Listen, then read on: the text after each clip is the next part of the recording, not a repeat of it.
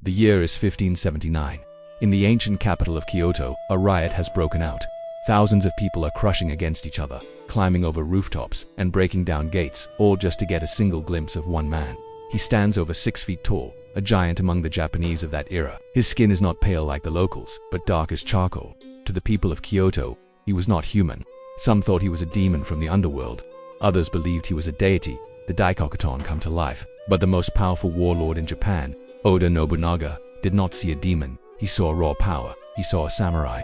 This is the true story of Yasuke, the slave who became a legend. Our story begins not in Japan, but somewhere in Africa. The exact birthplace of the man we now know as Yasuke remains one of history's great mysteries. Some historians suggest he came from Mozambique, others Ethiopia, or even South Sudan. What we do know is that at a young age, he was captured and enslaved, eventually ending up in the service of an Italian Jesuit missionary named Alessandro Valignano. Valignano was the visitor, a high-ranking official sent to inspect Jesuit missions across Asia. In 1579, he journeyed to Japan, bringing Yasuke along as his bodyguard. Imagine Yasuke's arrival. Japan was a nation in the midst of the Sengoku period, the Warring States era, a century of constant civil war. It was also a largely isolated country. Most Japanese people had never seen a person with dark skin before, so when this towering figure arrived, it caused an absolute sensation. The initial meeting between Yasuke and Oda Nobunaga is the stuff of legend. Nobunaga, the most powerful and ruthless daimyo of the time, was on the verge of unifying Japan under his rule. He was known for his sharp intellect, his brutality in battle, and his fascination with Western culture and technology. When Valignano presented Yasuke at court, Nobunaga was in disbelief. He was convinced Yasuke's dark skin was just ink painted on. He ordered Yasuke to be stripped and scrubbed, wanting to see the real skin underneath. Of course, the color didn't wash away. Nobunaga was astounded.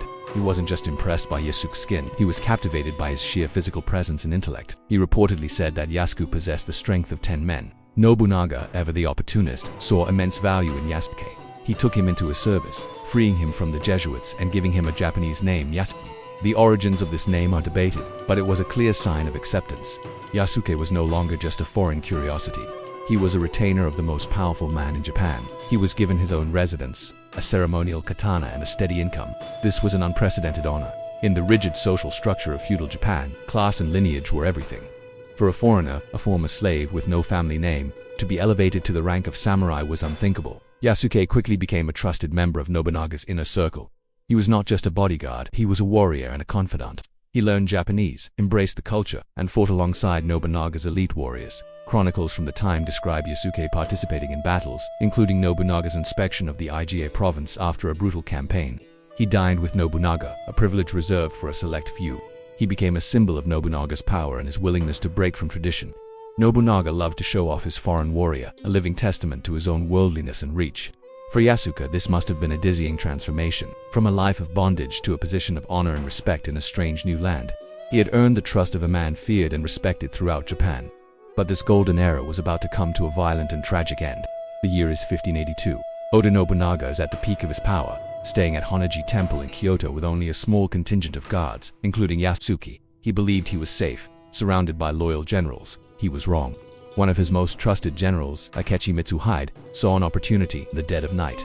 Mitsuhide's army surrounded the temple and attacked. This was the Honno-ji Incident, one of the most famous betrayals in Japanese history. Nobunaga and his small band of retainers were hopelessly outnumbered. They fought bravely, but the outcome was inevitable. As the temple burned around them, Nobunaga, wounded and facing certain defeat, chose to commit seppuku, the ritual suicide of a samurai, rather than be captured. According to some accounts, Yasuke fought like a demon to defend his lord. He battled his way through Akechi's forces, determined to protect Nobunaga to the last. When all was lost, Nobunaga's final command was allegedly given to Yasuke: "Do not let them get my head." In samurai culture, taking an enemy commander's head was the ultimate prize. Yasuke fought his way out of the burning temple, carrying his master's head to prevent it from falling into enemy hands. He then made his way to Nobunaga's son, Oda Nobunaga, who was also under attack. Yasuke fought alongside the son until he too was forced to commit seppuku. Finally, overwhelmed, Yasuke surrendered his sword to Akechi's men. This is where Yasuke's story becomes hazy, fading from the clear records of history into the mists of speculation. What happened to the black samurai after the fall of his lord? Akechi Mitsuhide, the traitor, had a decision to make. What should he do with this foreign warrior? According to one account, Akechi dismissed Yasuke, stating that this animal was not Japanese and didn't understand the honor of seppuku, so he should not be killed. Akechi supposedly sent him back to the Jesuits, the Nambanji, or the Temple of the Southern Barbarians, as they were called. After this point, official Japanese records fall silent. Yasuke, the man who had risen so high, vanishes from history. Did he return to the care of the Jesuits? Did he perhaps become a ronin, a masterless samurai, wandering the countryside? Or did he manage to leave Japan, perhaps becoming a pirate or a merchant, living out the rest of his days on the high seas?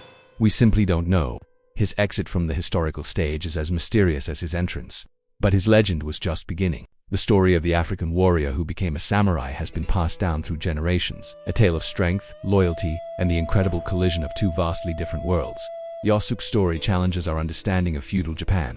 It proves that even in one of the most rigid and hierarchical societies in history, there was room for the exceptional. He wasn't just a footnote, he was a real person who lived an extraordinary life. His presence in Nobunaga's court influenced Japanese art and stories at the time.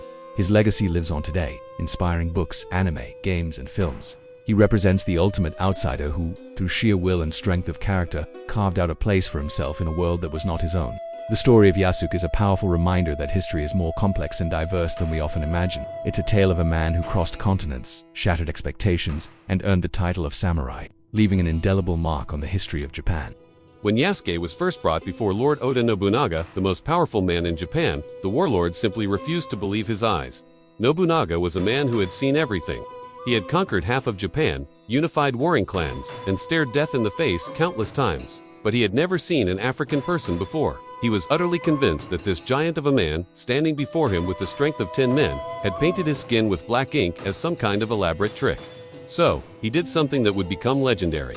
He ordered his servants to strip the man to the waist and scrub his skin. Imagine the scene. In the middle of this grand Japanese castle, surrounded by curious and skeptical samurai, servants rushed forward with buckets of water and sponges. They began to scrub Yasuke's skin, vigorously, trying to wash away the supposed ink. But the harder they scrubbed, the more his skin shone. It didn't fade or wash away. Instead, it seemed to grow even deeper, darker, more magnificent under the water. The servants fell back, their faces a mixture of confusion and astonishment. It was in that moment that Nobunaga's skepticism melted away, replaced by pure, unadulterated awe. He realized this was the man's natural skin. This wasn't a trick, this was reality. He had never seen anything like it. For Nobunaga, a man obsessed with the rare, the powerful, and the extraordinary, Yasuke was a living treasure. He was so impressed, so utterly captivated, that he immediately threw a grand feast in the stranger's honor. This wasn't just a meal. It was a public declaration. This foreigner was not just a curiosity. He was a guest of honor. At this feast, Nobunaga gave the stranger a new identity. He bestowed upon him a Japanese name, Yasuke. The exact meaning is debated, but it marked his official entry into Japanese society. But Nobunaga gave him something far more valuable, something that money couldn't buy and status alone couldn't earn. He gave him a sword. Now, you have to understand what this meant in 16th century Japan. This was a society with a rigid caste system. The right to carry swords, the dasho, was reserved exclusively for the samurai class. Foreigners, or nanbin, as they were called, were often seen as outsiders, sometimes even as barbarians. For a foreigner to be given a sword by the most powerful daimyo in the land was unheard of. It was a revolutionary act. With that single gift, Yasuke was elevated. He was no longer just a servant or a novelty. He was given the rank and status of a samurai. He became a retainer in Nobunaga's inner circle, serving as his personal weapon bearer. Think about that. Yasuke, the man who had arrived in Japan as a foreigner just a short time before, was now entrusted with carrying the personal sword of the Demon King himself. He was the only non-Japanese person in history ever granted such an honor. He had entered the highest echelons of the samurai world, a world of honor, loyalty, and deadly combat, all because of one fateful, and very wet, encounter. We'll explore how Yasuke transformed from a foreigner into one of Nobunaga's most trusted retainers, a true samurai in spirit and strength. Imagine the training grounds of the Oda clan. Amidst the clatter of steel and the shouts of warriors, a new figure emerges, unlike any they've ever seen. This is Yasuke's historical accounts. Though sparse, paint a vivid picture of his physical prowess. They describe him as being over 6 feet tall, with skin like black ink, and possessing the strength of 10 men. In an era where the average Japanese man was significantly shorter, Yasuke would have been a giant, an imposing and awe-inspiring sight on any battlefield. While many samurai of the Sengoku period relied on agility and speed, Yasuke was a different kind of force. Picture him in full armor, a walking fortress of muscle and steel. He was the heavy cavalry, the tank that could break through enemy lines where others might falter. His sheer power was a strategic asset, something Nobunaga, a master tactician, would have recognized and valued immensely. But becoming a samurai is about so much more than just physical strength. It's a path of discipline, honor, and profound cultural immersion, and this is where Yasuke truly shines. He didn't just learn to fight, he learned to belong. He dedicated himself to mastering the Japanese language, a notoriously difficult feat. Imagine the dedication required to not only learn conversational Japanese, but to understand the nuances, the honorifics, and the specific etiquette of the samurai class. His fluency was a bridge, allowing him to connect with his fellow warriors and, most importantly, with his lord. On a deeper level, beyond language, Yasuke embraced the very soul of the samurai. Bushido, the way of the warrior. This wasn't just a set of rules, it was a complex ethical code governing every aspect of a samurai's life. It demanded rectitude, courage, benevolence, respect, honesty, honor, and loyalty. For Yasuke to be accepted, he had to internalize these principles. He had to prove that his heart was as strong as his arm, that his loyalty was unwavering. And prove it, he did. Over time, he earned something far more valuable than a salary or a title. He earned the absolute trust of Oda Nobunaga. Nobunaga was known for his sharp judgment of character. He surrounded himself with the best and brightest, but he was also ruthless with those who failed him. For Yasuke to become part of Nobunaga's inner circle, to be one of his personal bodyguards and weapon bearers, speaks volumes about the bond they formed. He wasn't just a subordinate, he was a confidant. For about 3 years, from 1579 to 1582, Yasuke was a constant presence at Nobunaga's side. Think about that. They would have traveled together, dined together, and fought side by side. We can imagine them riding across the beautiful landscapes of Japan, Nobunaga sharing his ambitious plans to unify the nation, and Yasuke listening, a steadfast and loyal guardian. He was given his own residence, a private servant, and a ceremonial katana, a symbol of his status and Nobunaga's favor. This wasn't just employment. It was a deep, personal connection. Yasuke, the man from a distant land, had found a home and a purpose in the heart of feudal Japan. These were the golden years for Yasuke and for the Oda clan. Nobunaga was at the zenith of his power, marching relentlessly towards his goal of a unified Japan under his rule. With loyal retainers like Yasuke by his side, it seemed like nothing could stop him. The future of Japan was being forged, and Yasuke was there, at the forge, a warrior loyal to his lord. It was a period of relative peace and great promise, a calm before the inevitable storm. But the Sengoku period was an age of betrayal, where alliances were as fragile as cherry blossoms in the wind. Power breeds jealousy, and ambition breeds enemies, sometimes from within one's own ranks. While Nobunaga and Yasuke enjoyed this period of triumph, dark clouds were gathering on the horizon. A conspiracy was brewing, one that would shatter the Oda clan's dominance and plunge the nation back into chaos. The bond between the warlord and his African samurai was about to face its ultimate test. The Golden Age was destined to end, not in celebration, but in a torrent of fire and blood. And that's where we'll leave it for today. The story of Yasuke the warrior is one of incredible strength, discipline, and loyalty, but his greatest trial is yet to come. What happens when the most powerful man in Japan is betrayed? What is the fate of his most loyal retainer? The year is 1582. The date is June 21st, a day that will forever live in infamy in the annals of Japanese history. It is the day of the Honno-ji Incident. Oda Nobunaga, the great unifier, the man who brought Yasuke into his inner circle, is staying at the Honno-ji Temple in Kyoto. He is surrounded by only a small contingent of his personal guard, a mere 100 men. He believes he is safe, resting before his next campaign, but he is wrong, dangerously wrong. Under the cloak of darkness, a shadow falls over Kyoto. It is the shadow of betrayal. Akechi Mitsuhide, one of Nobunaga's most trusted generals, a man who owed his entire career to his lord, makes a fateful decision. He diverts his army, a force of over 13,000 men, and marches not to the battlefield he was ordered to, but to the heart of Kyoto, to Honno-ji. He has come to kill his master. Imagine the scene, the quiet temple, suddenly besieged, the shouts of alarm cutting through the night, the splintering of wood as gates are smashed open. And then, fire. The temple is set ablaze, the flames greedily consuming the wooden structures, painting the night sky in hellish shades of orange and red. Nobunaga is trapped, completely and utterly surrounded. There is no escape. The odds are impossible. 13,000 against 100. In this moment of ultimate crisis, where does our hero stand? Where is Yasuke, the foreign retainer, the black samurai? He is right there, by his lord's side. While many of Nobunaga's men might have been paralyzed by shock and fear, Yasuke did not hesitate. He had pledged his loyalty to Nobunaga, the man who saw him not as a curiosity, but as a warrior. And a warrior protects his lord. As the temple burns and Akechi's soldiers pour in, Yasuke becomes a force of nature, a whirlwind of steel and fury. He had been trained by the best, had fought in campaigns, and now he unleashes everything he has. His imposing size, his immense strength, his skill with the blade-all are put to the ultimate test. He stands as a bulwark against the tide of traitors, fighting with a desperation born of loyalty and honor. Each enemy that falls before him is one less threat to his lord. He is not just fighting for his own life, he is fighting to buy time. Inside the inferno, Nobunaga knows his end is near. Defeat is certain. Capture is unthinkable for a man of his stature.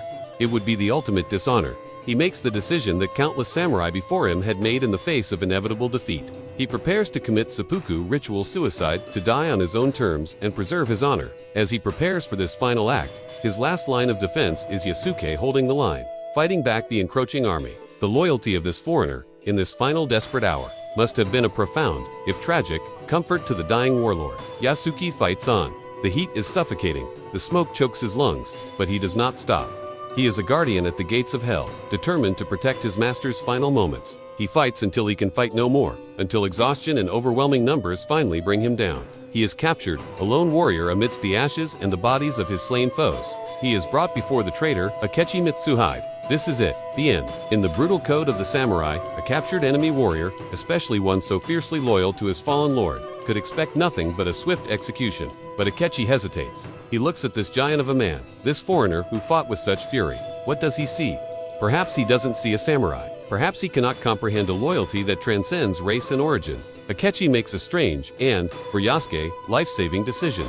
He declares that Yasuke is not a true Japanese, that he is a beast and doesn't understand the complexities of honor and betrayal.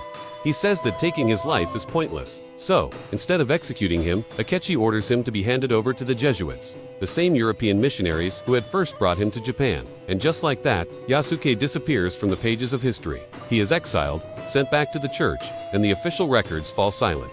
What happened to him next is a mystery lost to time.